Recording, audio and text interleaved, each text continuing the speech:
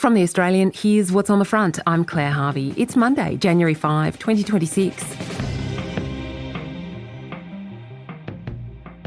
The world wakes today to a new Donald Trump-shaped global order, with the United States appointing itself to govern Venezuela after capturing President Nicolas Maduro Moros and his wife. Maduro, whom the United States accuses of financing, profiting from and facilitating the global cocaine trade, was seized in a giant operation involving the US military and Drug Enforcement Agency. An indictment released by the Department of Justice accuses Maduro of being a narco-terrorist who allows drug gangs, including the giant Sinaloa cartel, to commit murder, human trafficking and transporting huge quantities of drugs with the protection of diplomatic passports and the collaboration of law enforcement and the Venezuelan military.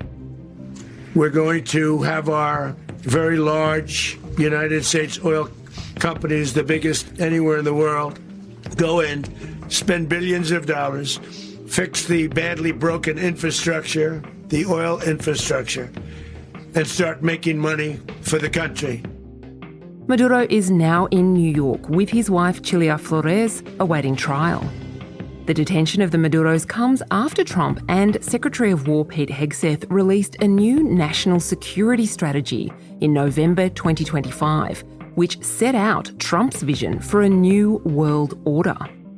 The strategy endorsed the so-called Monroe Doctrine. That's a principle from the 1820s that rejects European colonialism in the so-called New World and asserts America's right to complete independence from European affairs. Trump said he would use the Monroe Doctrine to, quote, restore America's supremacy in the Western Hemisphere. And he added something he calls the Trump corollary. That is a new principle called enlist and expand. It means enlisting established friends in the West to control migration, stop drug flows, and strengthen stability and security, while cultivating and strengthening new partners in economic and security cooperation. The Venezuela mission, where America is removing what it calls a corrupt and broken government, is the first enactment of the Trump corollary. This story is moving fast, and you can follow it live at theaustralian.com.au. Today on the front, we're stepping back into a moment that captivated Australians in 2025. The unrivalled superstar of art right now is a Japanese nonagenarian named Yayoi Kusama. She lives a reclusive life in a psychiatric facility in Japan, but thanks to Instagram, she's never been more popular.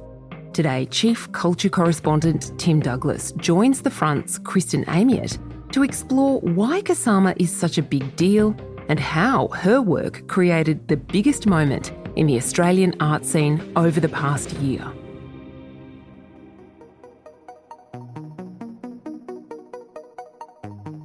The magical works of a 95-year-old Japanese artist are bound for Melbourne. Vibrant colour, reflections, pumpkins and polka dots are set to swamp the entire ground floor of the National Gallery this summer. I think the mirror rooms are going to blow people away. I mean, if you saw it, the Tate had 2 mirror rooms for about a year and there were queues of people coming in every day. We're talking far more than that. Yayoi Kusama won't see it in person as she doesn't leave Japan, but gallery staff say her blessing has made it possible. Tim Douglas is The Australian's chief culture correspondent. What did you think of it? It was kind of seismic, actually, for the art industry in Australia. And it wasn't just the big Instagrammable works that we know. The beauty of that show was that it really charted Kusama's career from very humble beginnings and some of those infinity paintings she did, those really subtle, almost mindful works, into these kind of gargantuan, inflatable, almost garish works that we know her for in the 21st century. Australians in particular seem to love Yayoi Kusama's art. I spent a long time in the gift shop at the NGV wandering around looking for something to take home that I could fit in my bag on the plane. There were so many beautiful trinkets and books, and I actually settled on a children's book, with a little pumpkin-shaped children's book that was all about different types of spots. They were all different colours and textures and that sort of thing. And I thought that just represented not only the exhibition but her really well. What do you think it is that makes Australians in particular gravitate to Yayoi Kusama's work? Yeah, it's interesting. I mean, obviously, geographically, we're not so far away. Australia has a complicated and very interesting relationship with Japan from World War II onwards. Of course, Kusama's involvement in that particular conflict was visceral in itself. I mean, she was a child working in a munitions factory making parachutes for the war effort. And I think it's interesting that you chose a children's book because much of Kusama's oeuvre comes from her childhood, which wasn't in the story she tells about it, a particularly pleasant experience. She grew up in a nursery, very strict parents. Her mother tore up any artwork she might have made. She has spoken in the past very honestly about the hallucinations she experienced as a child, seeing these polka dots in front of her eyes, which is representation of her mental state. 花を見るとそれと同じ花がいくつもいくつもつながっていて、それに対して追いかけていくと。The pumpkins that she draws, and perhaps were a big part of that book you bought, is a direct line to her childhood and the pumpkins that were grown at this seedling plant, this nursery where she grew up. Why do Australians love Kusama so much? It's a great question. I mean, were you to ask our art critic, Christopher Allen, he doesn't particularly like her work. He doesn't particularly value it. And there are a lot of very serious critics around the world who don't rate Kusama's work. However, as evidenced by, almost 600,000 streaming through the doors of the NGV over the course of 4 months, Australians clearly do love Kusama's work. She's shown here in the past in very popular shows. And I think there is something to be said for the Instagram factor about her work. And so people want to share that. And I think, there's a certain amount of street cred that comes with these days with sharing that sort of moment. So it's a great question whether Australians really do love that art or they just wanted to be part of something special. And I think it was a momentous occasion for the art world, irrespective of the value critically of her artwork. Yayoi Kusama was already well known in the art world prior to the advent of social media. Do you think that she would have had the mass appeal that she has in Australia and around the world if not for the Instagram factor? Or do you think that has just supercharged what was an already successful career in art?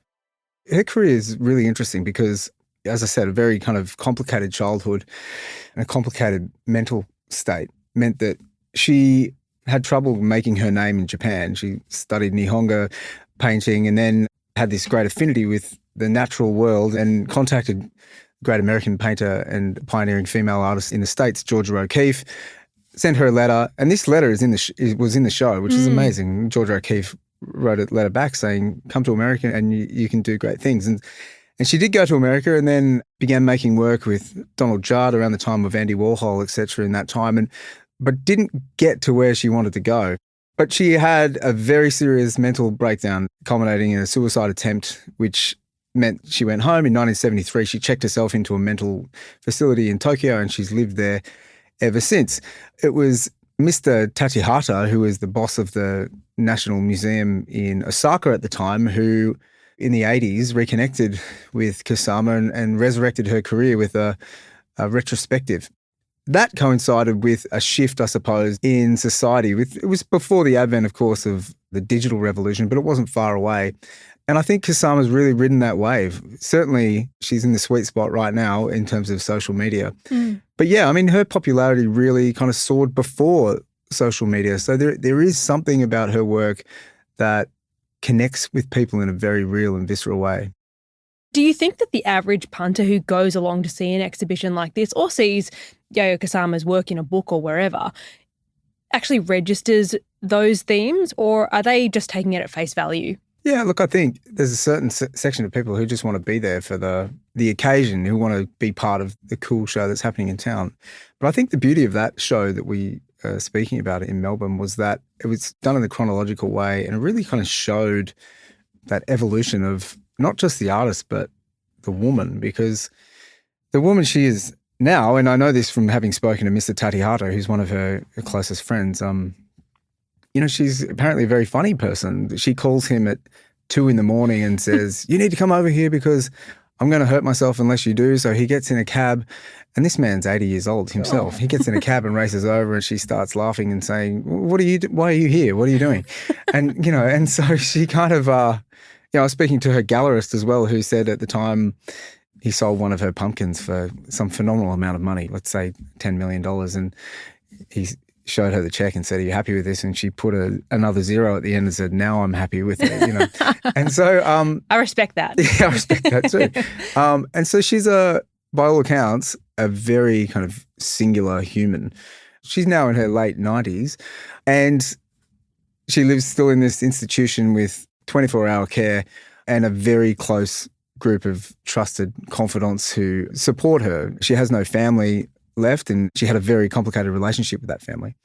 But I think the beauty of that show was that it was so well done that anyone with an interest in the woman herself and her art and, saw that couch of phalluses and wondered, why is it a couch of phalluses? And then you realise that she witnessed her father having an affair as a child, and it engendered in her an immediate fear of sex that she carried with her through her life, into her personal relationships and beyond.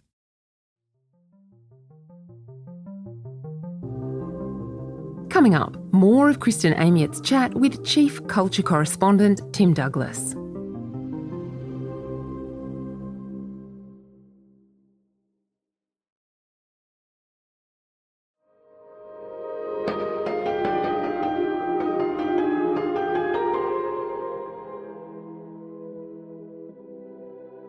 She is, as you said, living in a facility that she's been in for decades. She is, for all intents and purposes, a recluse, but then she's on billboards in Times Square. She's doing a collaboration with Louis Vuitton. She's got the biggest ever exhibition at the NGV. Is she kind of a contradiction in that way, in that she seems to want to keep to herself, but yet she has such broad appeal and seems quite willing to engage with the commercial side of art and that sort of thing?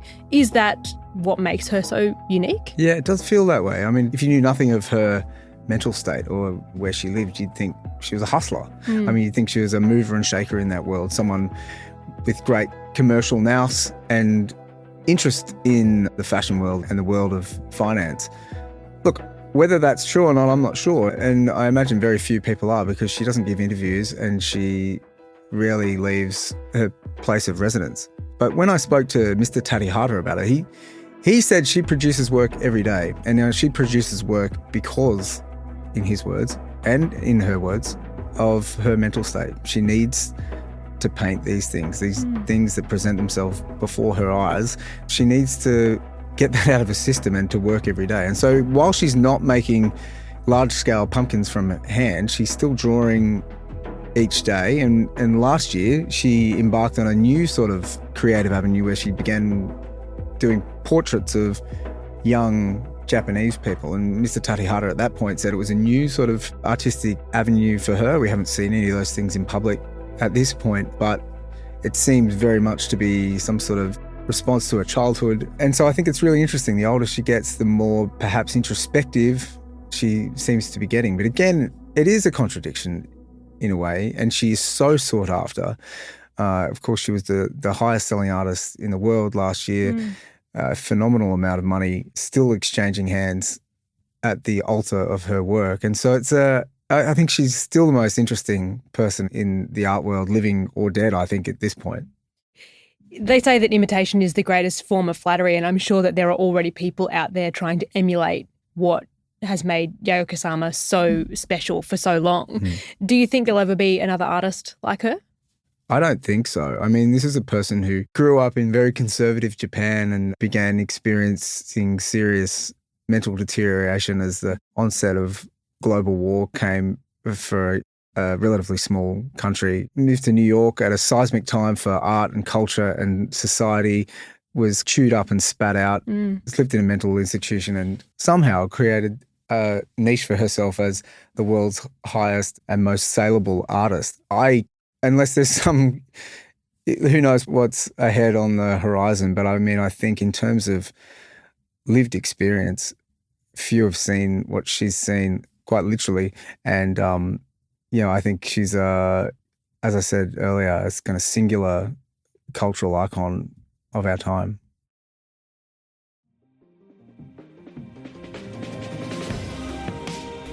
Tim Douglas is The Australian's chief culture correspondent. You can read all the latest in culture right now, plus all the best world and local news at theaustralian.com.au.